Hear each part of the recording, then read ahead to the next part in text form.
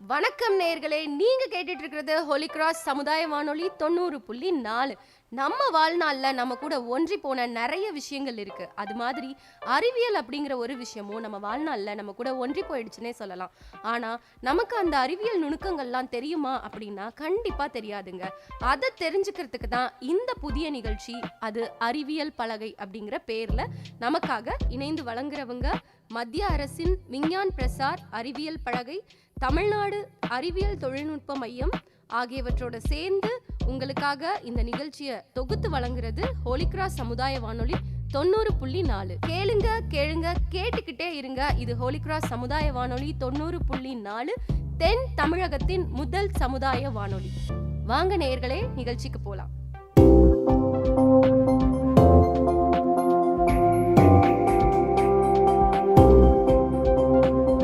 அறிந்திடுவோம், நாம் அறிந்திடுவோம், நம் அறிவியல் பலனை புரிந்திடுவோம்.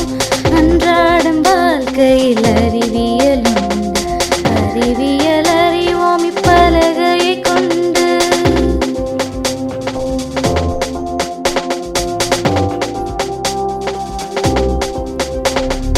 முயற்சி திருவினையாக்கும், அறிவியல் அறிவுகள் தாக்கம். அறிவியலின்றி உலகில்லை என்று விஞ்ஞானி வழியிலே புரிவது நன்று.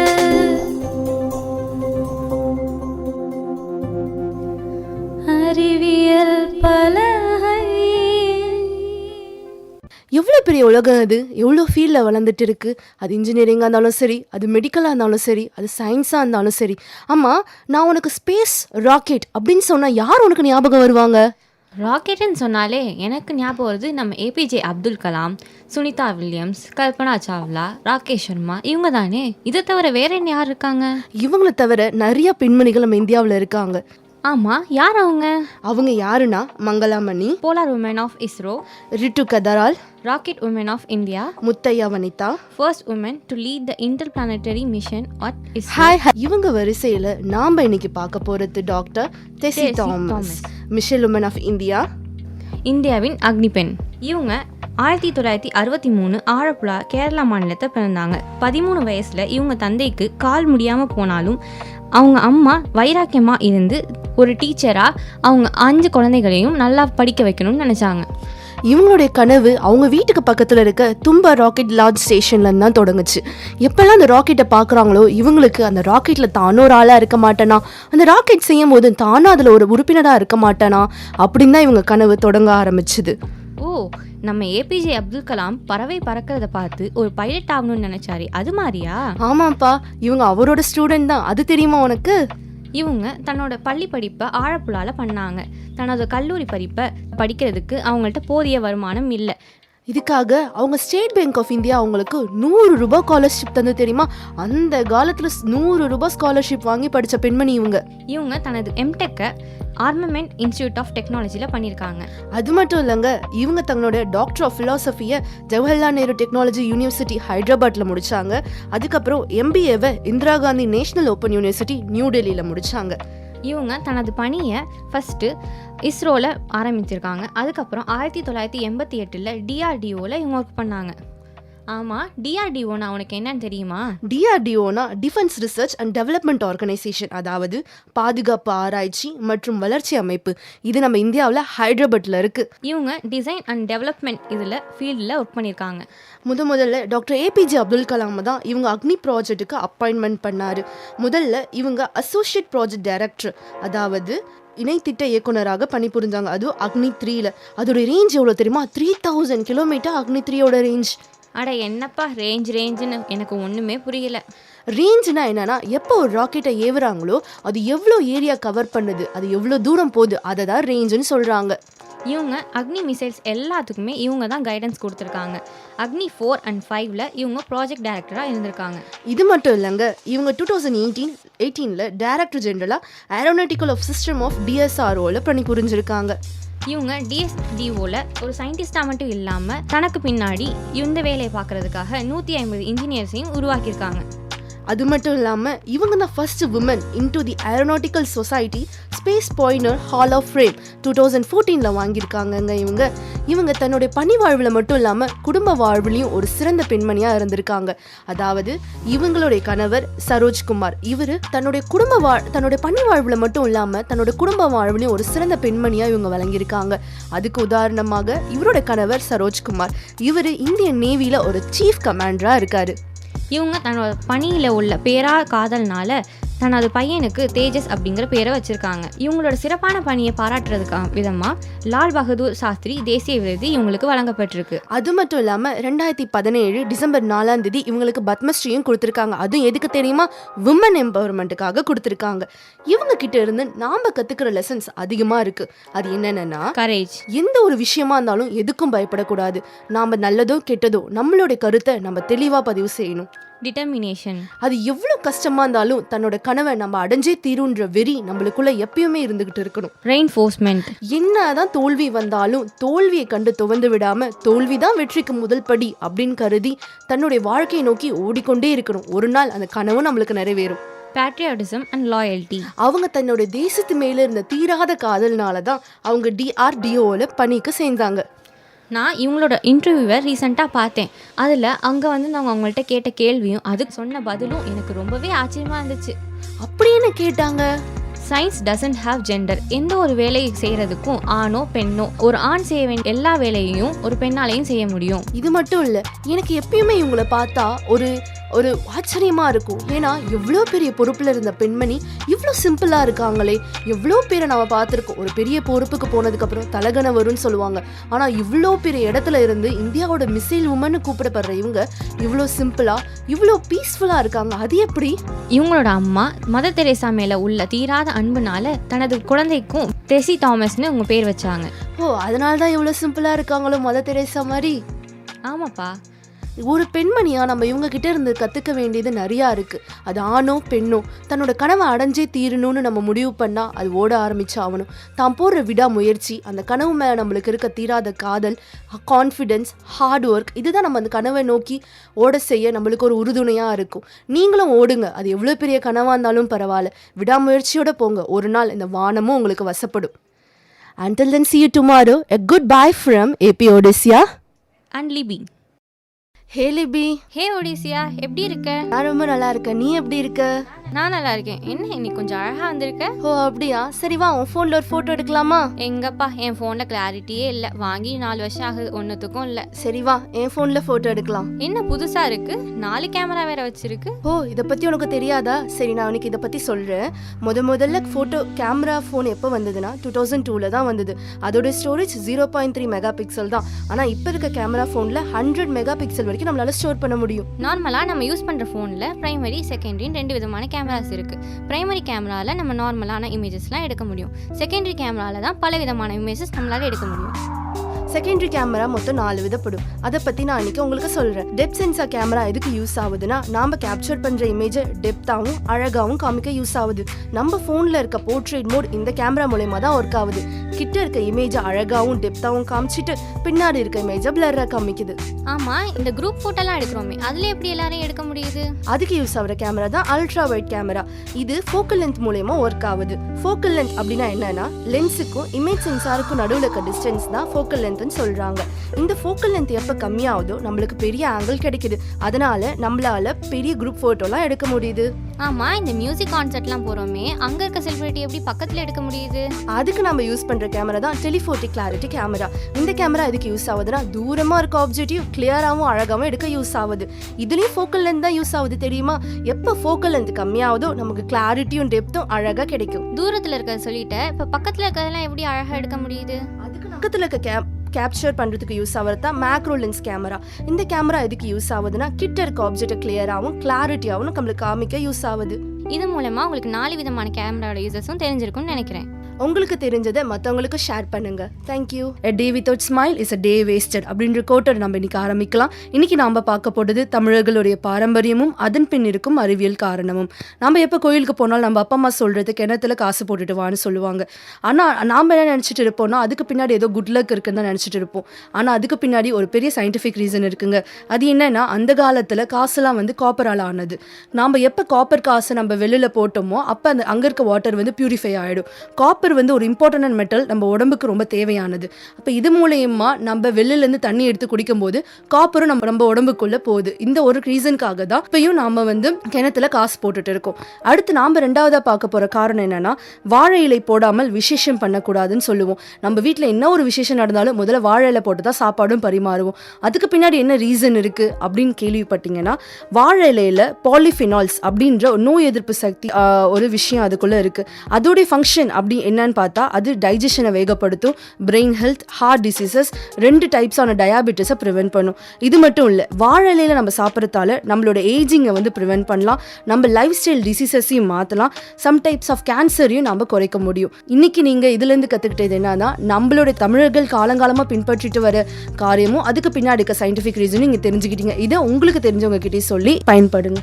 உள்ளங்கை அரைச்சா பணம் வரும் அப்படின்னு சொல்கிறாங்க, இல்லை உள்ளங்கையில் தோல் உரியும் போது நம்ம வளர்றோம்னு சொல்கிறாங்க. ஸோ இதெல்லாம் உண்மையா பார்க்கலாம். பொதுவாக நம்ம குழந்தைகளை குளிக்க வைக்கும் போது அவங்களுக்குலாம் வந்து தோல் உரியும். ஸோ அதுக்கப்புறம் திருப்பி அந்த தோல் வளர்றதுக்கு வாய்ப்பு இருக்குது. இது நார்மல் தான். பட் ஒவ்வொரு தடவையும் நமக்கு தோல் உரியும் போது நம்ம வளர்றோம்னு சொல்கிறது உண்மை இல்லை. சில பருவநிலை மாற்றத்தினால தோல் வறண்டு இல்லை வேர்வை, புஞ்சை அது மாதிரி உள்ள சில காரணத்தினால நமக்கு உள்ளங்கை அரிப்பு ஏற்படும். சிலருக்கு நிறைய கெமிக்கல் உள்ள சோப்பை பயன்படுத்துறதுனால கூட அரிப்பு ஏற்படும். அதனால் உள்ளங்கை அரிச்சா பணம் வரும்னு சொல்கிறது சுத்த போய். ஸோ இதனால் உங்கள் கைகளை சுத்தமாக வச்சு இந்த ஒரு பிரச்சனையிலேருந்து தவிர்த்துக்கலாம். காலையில் வர கனவு பலிக்கும்னு சொல்லுவாங்க. ஸோ இதெல்லாம் உண்மையா வாங்க பார்க்கலாம். பொதுவாக நம்ம தூங்கும்போது 5 நிலைகள் இருக்குது. அதில் 5th ஸ்டேஜ் தான் இந்த ரெம் ஸ்டேஜ். ரெம் ஸ்டேஜ்னா ரேபிட் ஐ மூமெண்ட். பொதுவாக நம்ம தூங்கும் போது கண் அங்கிட்டு இங்கிட்டு போயிட்டு வரும். ஸோ இதை தான் நம்ம ரெம் ஸ்டேஜ்னு சொல்கிறோம். நாளைக்கு நமக்கு என்ன நடக்கும்னு தெரியாது. நம்ம வாழ்க்கையில் கொஞ்சம் பயம் இருக்கணுங்கிறதுக்காக நம்ம மைண்ட் அடிக்கடி ஏதாச்சும் ஒன்று சொல்லிகிட்டே தான் இருக்கும். ஸோ ஒரு தடவை அந்த பயத்தை நம்ம உணர்ந்துட்டோம்னா நம்ம வாழ்க்கையில் அது ஒரு எக்ஸ்பீரியன்ஸாக எடுத்து நம்ம எந்த ஒரு வந்து சால்வ் பண்ணலாம். ஸோ நம்ம பிரெயினில் அமைக்லடா அப்படின்னு ஒரு பார்ட் இருக்குது. ஸோ இது என்ன தூங்கும் போது ஆக்டிவாக இருக்கும். இதுதான் எல்லா எமோஷன்ஸையும் நம்ம தூங்கும் போது கண்ட்ரோல் பண்ணுவோம். ரெம் ஸ்டேஜில் நம்ம நல்லா தூங்கி எழும்போது இது ஆஃப் ஆயிரும். திடீர்னு நம்ம தூக்கத்துலேருந்து எந்திரிப்போம். சில நேரம் யாரோ கூப்பிடுற மாதிரி இருக்கும். ஸோ இது வந்து ரெம் ஸ்டேஜ் ஆனில் இருக்குது அப்படின்னா இது அமைக்லடா பார்ட் ஆக்டிவாக இருக்குன்னு அர்த்தம். ஸோ கனவுல வர்றது நமக்கு நிஜத்துலையும் நடக்கிற மாதிரியே இருக்கும். இதனால தான் நமக்கு வந்து காலை கனவுகள் பலிக்கும்னு சொல்கிறாங்க.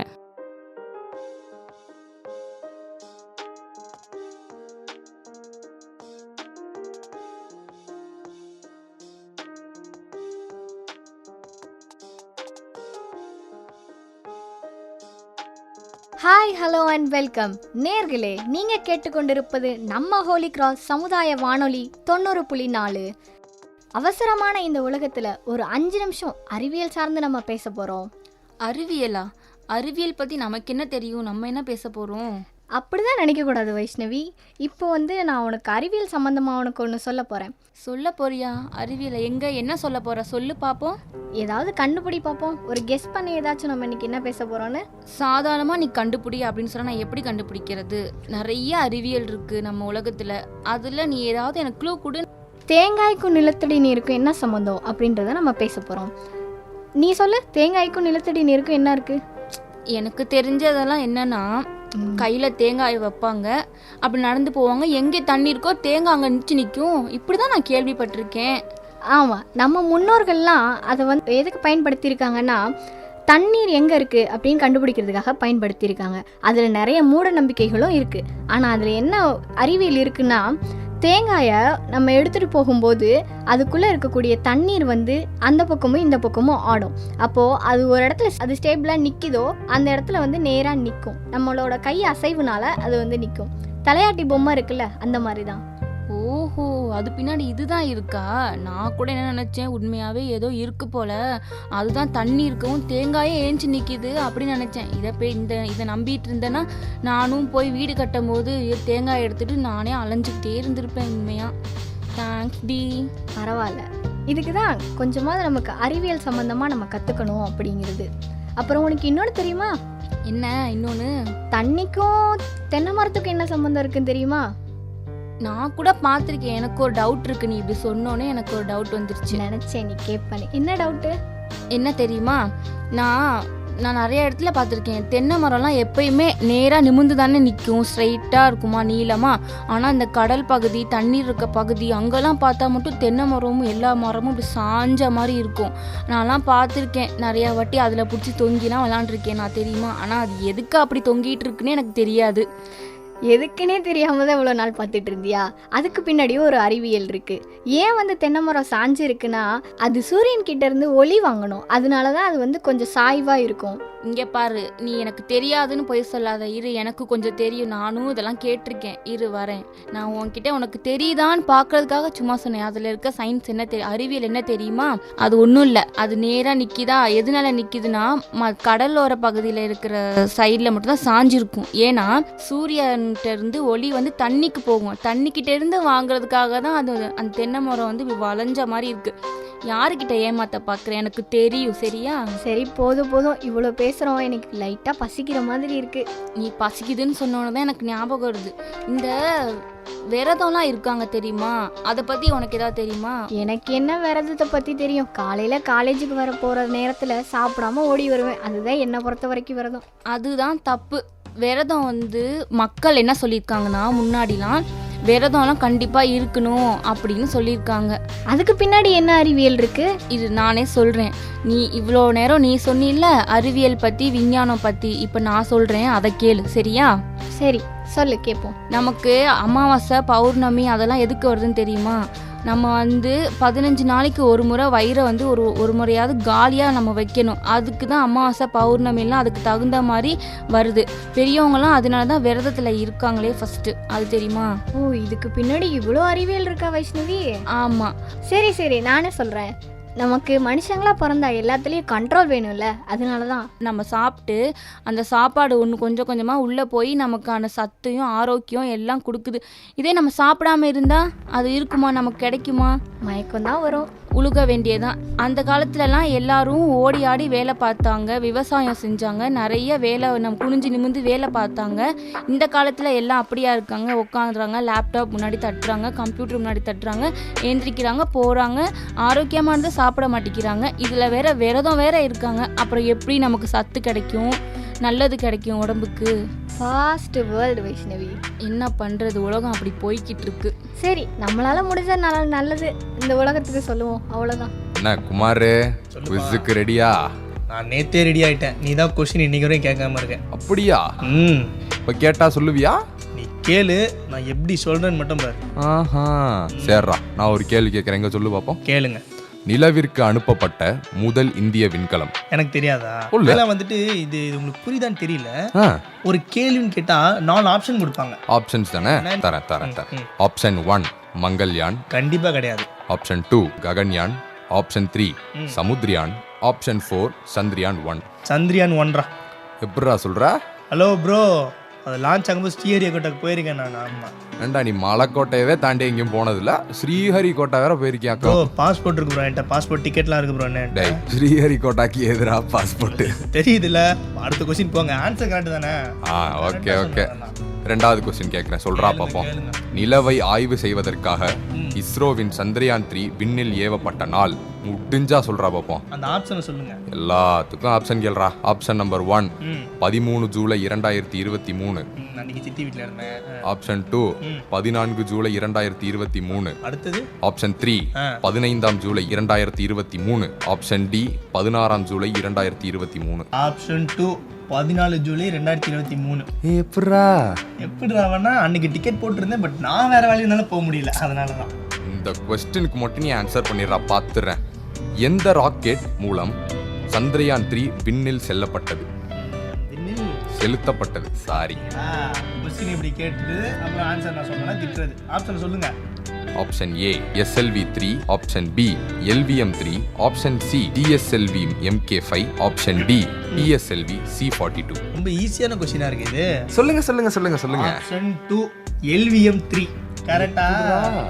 நான் தான் சொன்னேன்லப்பா, நேத்துலயே நான் ரெடியா இருக்கேன். நீங்க தான் அப்ப ப்ரிப்பேர் பண்ணிருக்கியாடா? பயங்கரமான ப்ரிப்பரேஷன்ல இருக்கேன் நான். பரவாயில்லையே. அடுத்த கொஸ்டின் கேளுங்க.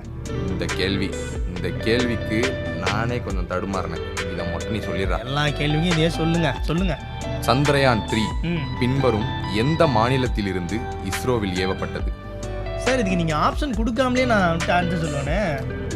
இவ்வளோ பெரிய ஆளா நீங்க சொல்லு. ஆனா நீங்க ஆப்ஷன் கொடுத்து தான் ஆகணும், அப்பதான் அது எல்லாருக்குமே புரியும். நீங்க ஆப்ஷன் கேளுங்க. அப்படி option A Tamil Nadu, option B Kerala, option C Andhra Pradesh, option D Karnataka. Answer சொல்லட்டுமா? சொல்லுங்க. ஆப்ஷன் சி ஆந்திர பிரதேசம். அங்கதான் ஸ்ரீஹரிகோட்டா இருக்கு. ஓ அப்படி. டிக்கெட் நம்ப மாட்டேங்கிறீங்க. டிக்கெட் குமார் போட்டு அறிவாளிடா குமார். ஏன்பா ஆன்சர் இவ்வளவு கரெக்டா சொல்லிட்டு இருக்கேன், அறிவாளிங்கிறீங்க. எவ்வளவு படிச்சிருக்கீங்க, எவ்வளவு ப்ரிப்பேர் பண்ணிருக்கேன் நானு. சூப்பர் குமார். இன்னைக்கு வந்து இது போதும். ஸோ நான் நிறைய கொஸ்டின் ஆன்சர் பண்ணி ரொம்ப டயர்டா இருக்கேன் நான் இன்னும் கொஞ்சம் கஷ்டமான கேள்விகளா எடுத்துட்டு வந்து உன்கிட்ட கொடுக்குறேன். நீ முடிஞ்ச ஆன்சர் பண்றா. பார்ப்போம், நாளைக்கு பார்ப்போம். தேங்க்யூ. இதே மாதிரி பல புதிய தகவல்களோட உங்களை மறுபடியும் வந்து சந்திக்கிறேன். நன்றி, வணக்கம்.